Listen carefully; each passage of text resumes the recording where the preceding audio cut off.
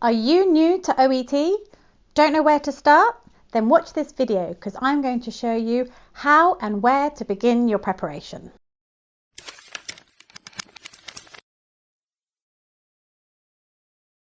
Hi, I'm Jo from Specialist Language Courses.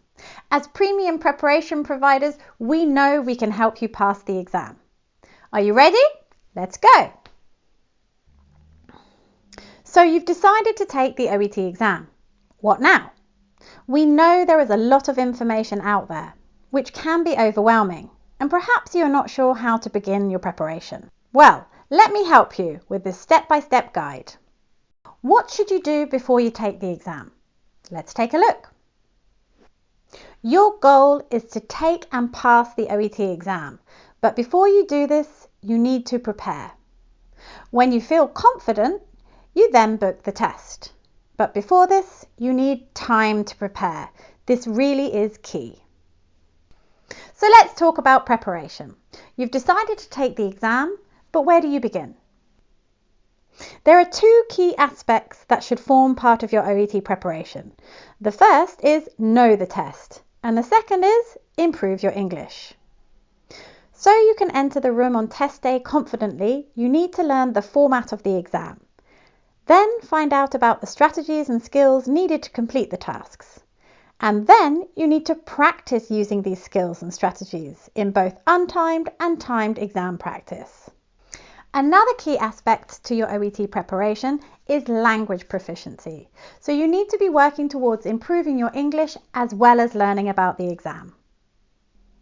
Areas you might need to work on are range and accuracy of grammar, vocabulary, such as patient-friendly language to describe medical conditions.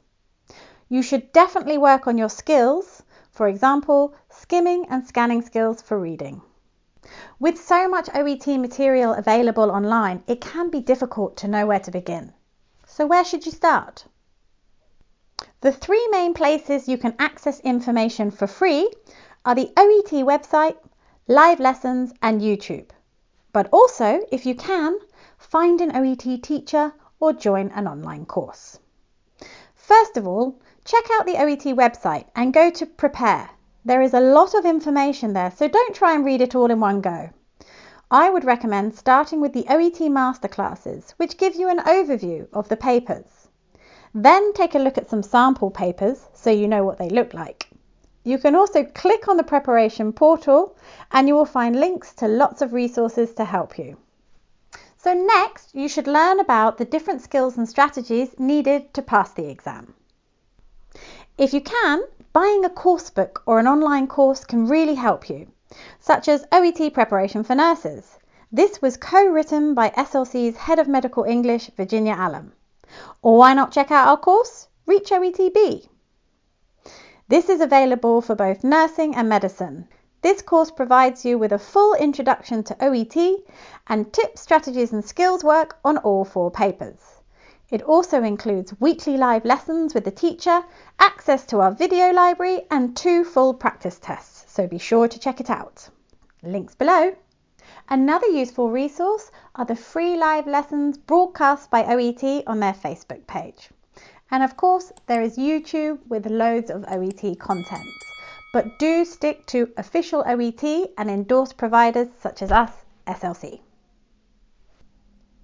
OET SLC YouTube channel has lots of short video guides to all things OET. On our homepage, click here on playlists and you will see lots of different ones such as our previous seasons of tips and strategies. We also have videos divided by skills. For example, if we choose writing, click on View Full Playlist. And you will find over 20 videos including how to approach, grammar lessons and information on the criteria. My students are always on the lookout for good, reliable resources to use. Here are my recommendations. Use OET official materials for practice tests or materials from endorsed providers such as us, SLC. Also use websites containing healthcare articles to improve your skills and language, which should be a key part of your preparation. I have a list of useful websites for you at the end of this video. Remember, you also need to be working on your general language proficiency, and there are lots of resources for this online. The OET website has lots of language tips. The British Council website is a good resource for grammar explanations, and we also have some videos on language on our YouTube channel, as I showed you before. Or you can check out our course, Essential Grammar for Healthcare, which provides explanations and practice of grammar, but in a healthcare setting. Perfect for those preparing for OET. The link's in the description box below. As I mentioned before, taking time to prepare for the OET exam is key. Daily life can get in the way. We know many of you have jobs, homes and family to take care of, so planning your time is so important so you can use your valuable study time most effectively. Here are my do's and don'ts so you can study at your best. Don't try and do everything at the same time. Instead, do organise and plan your time. Create a study plan or schedule so you know what you're going to do and what resources you're going to use. Don't only focus on practice papers. Do work on your skills as well. Don't neglect your general English. Do focus on improving your grammar and vocabulary. Make notes and remember to review regularly. And don't do it alone.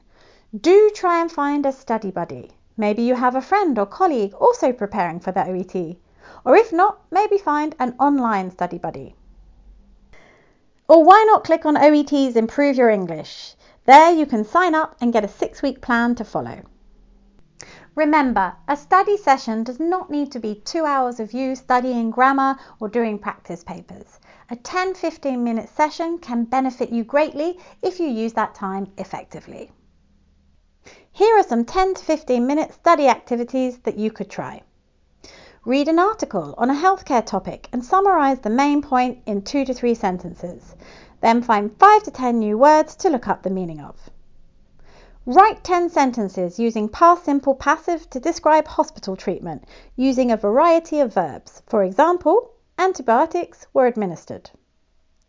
Review a reading C text and underline all the words and phrases that express attitude and opinion. Look at an OET transcript and make a note of patient-friendly language, idiomatic expressions used in listening A. For example, feeling a bit run down, out of the blue. Read an OET sample letter and make a note of all time referencing phrases. For example, on admission, in June, during hospitalization. And here are some useful websites to help you improve your skills. Theconversation.com is a great resource for healthcare articles to improve reading and vocabulary. Likewise, The Guardian Health and BBC Health. The NHS website is a great resource for patient-friendly vocabulary and language for explaining medical conditions. And to practice listening to long audios, try out the BBC Inside Health podcast, TEDmed or ABC Health Matters. So, to sum up my top tips, learn about the exam. Use the OET website, YouTube videos and practice papers. Improve your English.